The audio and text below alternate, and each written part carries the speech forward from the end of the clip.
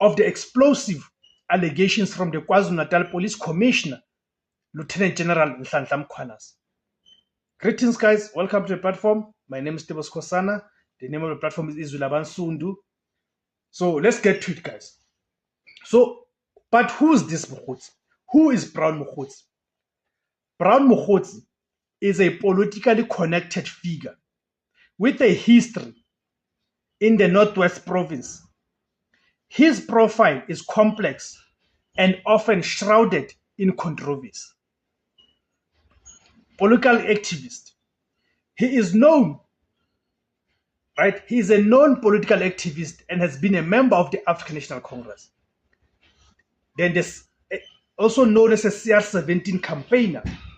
Crucially, media reports from 2017 explicitly identified him as a prominent